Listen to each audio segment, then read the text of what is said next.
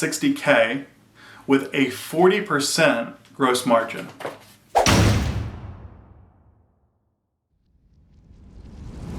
Hey guys, what's up? So in this video, we're going to talk about how to price your home services, specifically for remodelers, how to price a kitchen remodel or a bathroom remodel, and what factors you need to be paying attention to make sure that you're successfully pricing, okay? So one of the biggest mistakes I see a lot of the time is that people price based off the market.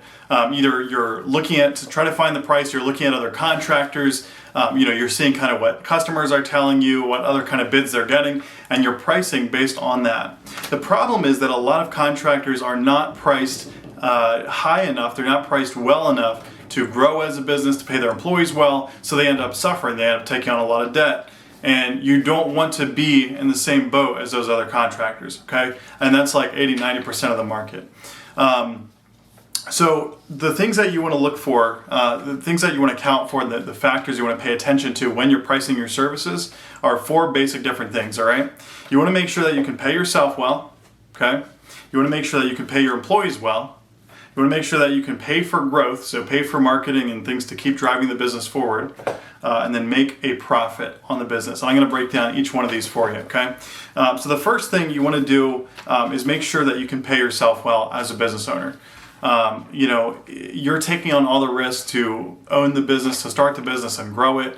And if you can't pay yourself well, if you can't pay yourself, more than you could, make as a worker somewhere, why go through all the extra headache, right? Business owners are some of the hardest working people in the world. You have to wear so many different hats. There's a lot of 60 to 80 hour weeks. And so if you're going to make less than you would at a job, what's the point to it, right? There's not much of a point to going out and being your own boss and figuring out that whole process. So, as I get through this video, think about that. Do you actually want to do this? Do you actually want to be a business owner? And if so, then you need to commit to that and you need to figure these out. So the first thing, pay yourself well. Second thing is you want to price well enough to pay your employees well, okay? I hear so many times, it is so hard to find good help. It's so hard to find good employees, okay? But let me ask you something. Let me just throw a hypothetical at you, okay? And I'm going to use an extreme example here because it just kind of simplifies it a little bit. What if you could go to your competitors' employees and offer them twice as much of a salary, all other things being the same, twice as much as a salary to come join your company, all right? Assuming that your culture is also a decent culture and, you have work for them to do and all that good stuff. Twice as much of a salary. It would pretty much be a no-brainer. All other things, benefits, etc., being the same for them to come over, okay? So that's an extreme example. Obviously, you're not going to do that, but can you pay 5% better, 10% better, 15% better?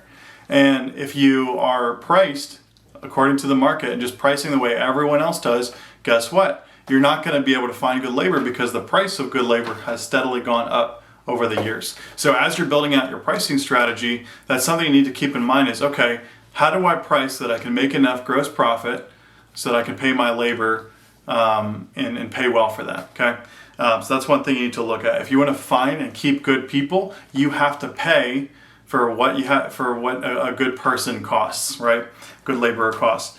Third thing is to pay for growth. Okay, so you don't want to just pay to have enough and then hopefully get word of mouth and referrals. Okay, you want to pay or you want to price well enough so that you can pay for marketing to bring in more of the qualified leads and more of the types of projects that are ideal for your business to help you streamline your business. If you rely on referrals, what happens? You get referred to a lot of smaller projects that are kind of like one-offs that you have to refigure out the whole system. You have to refigure out the subcontractors, whatever.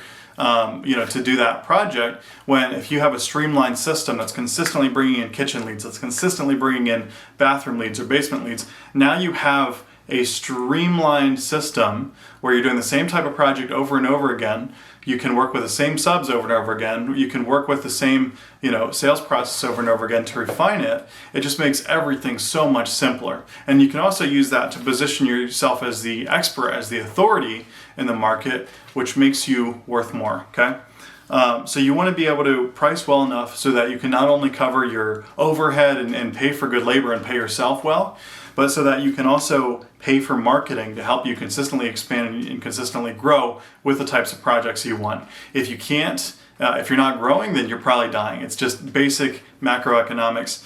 And then finally, after all that, make a profit. So after you've paid yourself well, your employees well, and enough so that you can pay for marketing, you also want to make enough so that you're making consistent consistent net profit. And that's the whole point of being in business. And listen, guys, I mean, this is a super basic formula, right? You need to pay yourself well. You need to pay employees well. If you want good employees, you need to market to grow your business, or otherwise you're dying, and you need to make a profit. And the simple fact is that if you can't do these things, then you'll either stay really stagnant, be stuck working 60 to 80 hours a week, or you just, keep racking up debt and eventually go out of business. Or worse, go bankrupt or something like that. It's just super basic principles. Or just stay as a one-man show for 20 years, and if that's what you want to do, that's fine. But this video is more for people who are looking to grow. So if you're looking to grow, that's the formula you need to follow and the formula you need to figure out.